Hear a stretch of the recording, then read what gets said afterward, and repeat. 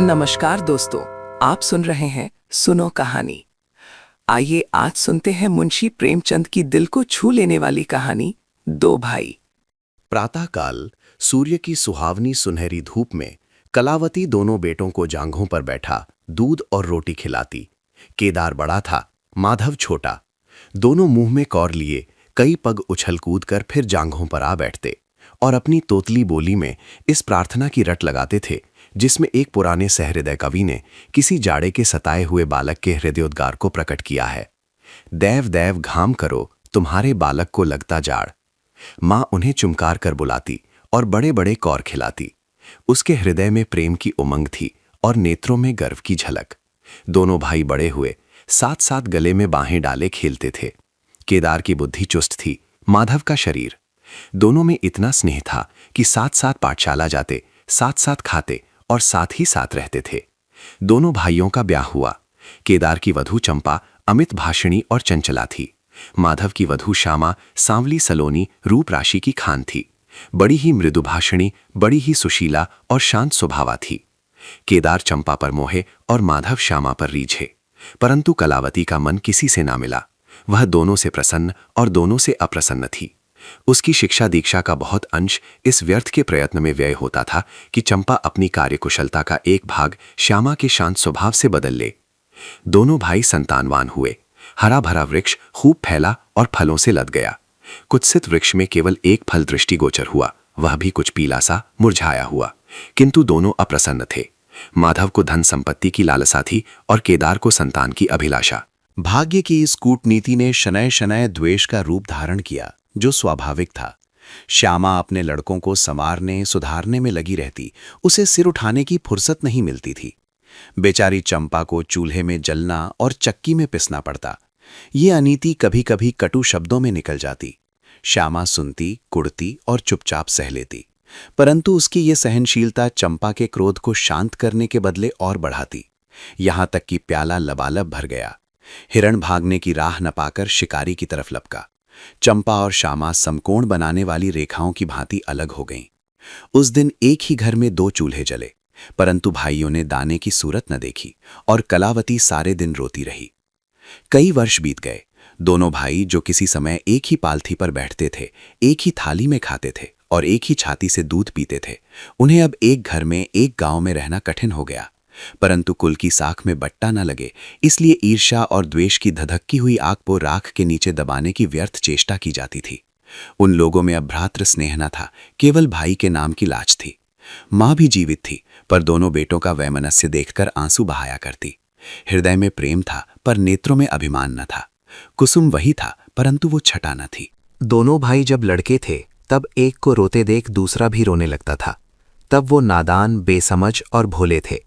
आज एक को रोते हुए देख दूसरा हंसता और तालियां बजाता।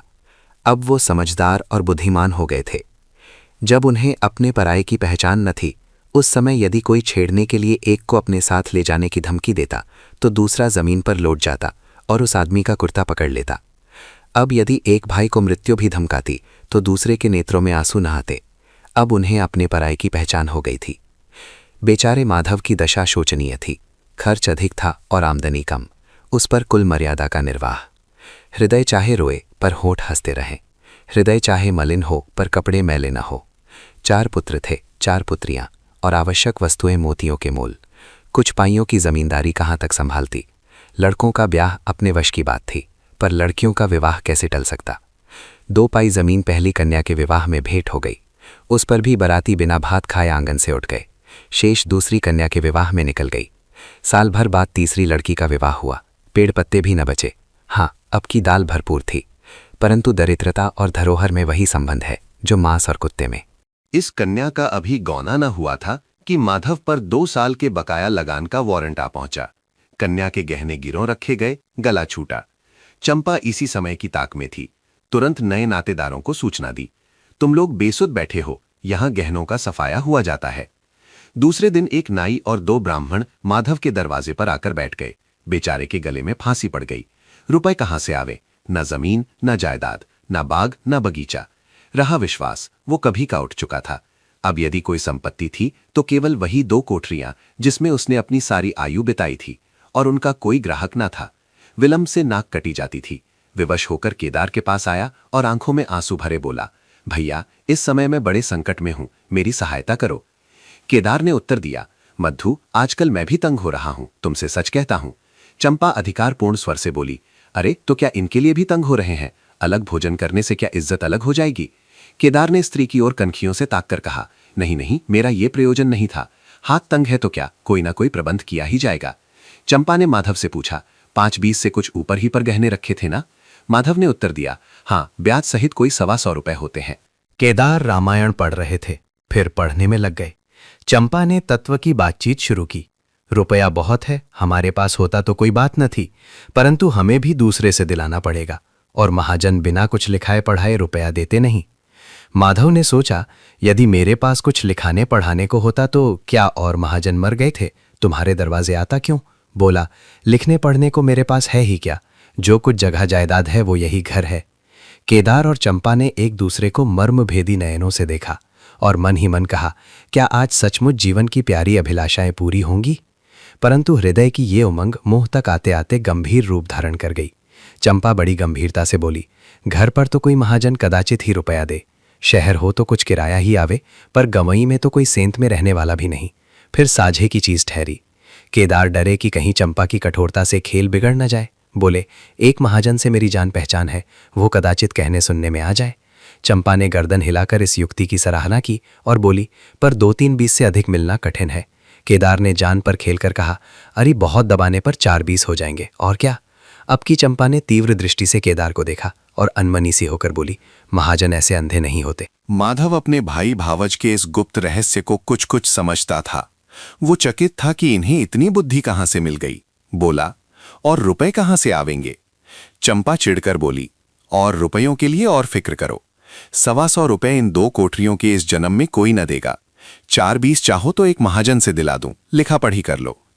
माधव इन रहस्यमय बातों से सशंक हो गया। उसे भय हुआ कि ये लोग मेरे साथ कोई गहरी चाल चल रहे हैं।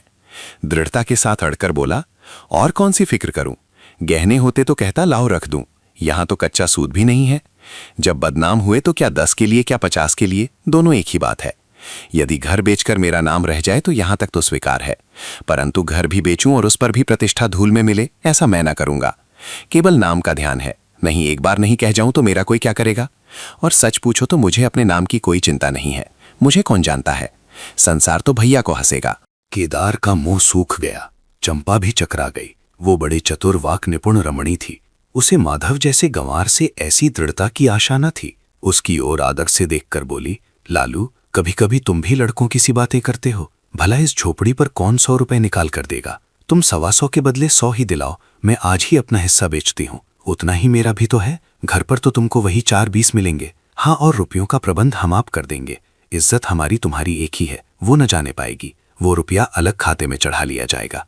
माधव की इच्छाएं पूरी हुई। उसने मैदान मार लिया। सोचने लगा, मुझे तो रुपयों से काम है, चाहे 1 नहीं 10 खाते में चढ़ा लो। रहा मकान, वो जीते जी नहीं छोड़ने का। प्रसन्न होकर चला। उसके जाने के बाद केदार और चंपा ने कपट भेष त्याग दिया और बड़ी देर तक एक दूसरे को इस कड़े सौदे का दोषी सिद्ध करने की चेष्टा करते रहे। अंत में मन को इस तरह संतोष दिया कि भोजन बहुत मधुर नहीं किंतु भरकटोत तो है। घर, हाँ, देखेंगे कि श्यामा रानी इस घर में कैसे राज करती हैं।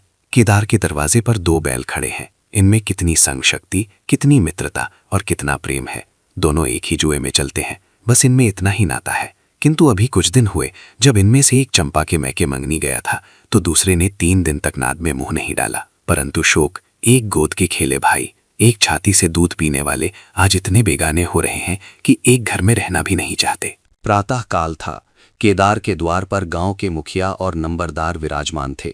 मुंशी दाता दयाल अभिमान से चारपाई पर बैठे रहन का मसवीदा तैयार करने में लगे थे। बार बार कलम बनाते और बार बार खत रखते, पर खत की शान न सुधरती थी। केदार का मुखारविंद विकसित था और चंपा फूली नहीं समाती थी। माधव कुमलाया और म्लान था। मुखिया ने कहा, भाई ऐसा हित न भाई ऐसा शत्रु। केदार ने छोटे भाई की लाज रख ली। नंबरदार ने अनुमोदन किया, भाई हो तो ऐसा हो। मुख्तार ने कहा, भाई सपूतों का यही काम है। दाता दयाल ने पूछा, रहन लिखने वाले का नाम? बड़े भाई बोले, माधव वल्द शिवदत्त। और लिखाने वाले का? केदार वल्द शिवदत्त। माधव ने बड़े भाई की ओर चकित होकर देखा। आंखें डबडबाईं। केदार उसकी ओर देख न सका। नंबरदार मुखिया और मुख्तार भी विस्मित हुए। क्या केदार खुद ही रुपया दे रहा है? बातचीत तो किसी साहूकार की थी। जब घर ही में रुपया मौजूद है तो इस रहननामे की आवश्यकता ही क्या थी? भाई भाई में इतना अविश्वास। अरे राम राम, क्या माधव 80 रुपए का भी महंगा है? और यदि दबा ही बैठता तो क्या रुपए पानी में चले जाते? सभी की आंखें सैन द्वारा परस्पर बातें करने लगीं, मानो आश्चर्य की अथाह नदी में नौकाएं डगमगाने लगीं। श्यामा दरवाजे की चौखट पर खड़ी थी। वो सदा केदार की प्रतिष्ठा करती थी, परंतु आज केवल लोक रीति ने उसे अपने जेठ को आड़े हाथों लेने से रोका। बूढ़ी अम्मा ने सुना तो सूखी नदी उमड़ आई। उसने एक बार आकाश की ओर देखा और माथा ठोंक लिया।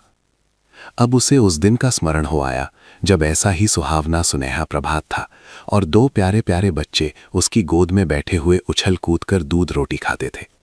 उस समय माता के नेत्रों में कितना अभिमान था, हृदय में कितनी उमंग और कितना उत्साह। परंतु आज नयनों में लज्जा है और हृदय में शोक संताप। उसने पृथ्वी की ओर देखकर कातर स्वर में कहा, हे नारायण, क्या ऐसे पुत्रों को मेरी ही कोख में जन्म लेना था? आप सुन रहे थे मुंशी प्रेमचंद की कहानी 2 भाई। ये कहानी हमें सिखाती है कि खून के रिश्ते सिर्फ अधिकार से नहीं, त्याग और समझ से निभाए जाते हैं। 2 भाई में प्रेमचंद दिखाते हैं कि कभी कभी सबसे बड़ा भाई वही होता है जो अपने हिस्से की खुशी चुपचाप दूसरे को सौंप देता है। ये कहानी अहंकार नहीं बल्कि जिम्मेदारी और ममता की जीत है, जहां शब्द कम होते हैं लेकिन भाव बहुत गहरे। अगर इस कहानी ने आपको अपने रिश्तों के बारे में सोचने पर मजबूर किया हो तो लाइक करें, कमेंट में लिखें, भाई सिर्फ रिश्ता नहीं जिम्मेदारी भी होता है। और ऐसी ही सच्ची दिल से जुड़ी कहानियों के लिए सुनो कहानी को सब्सक्राइब करना ना भूलें। धन्यवाद।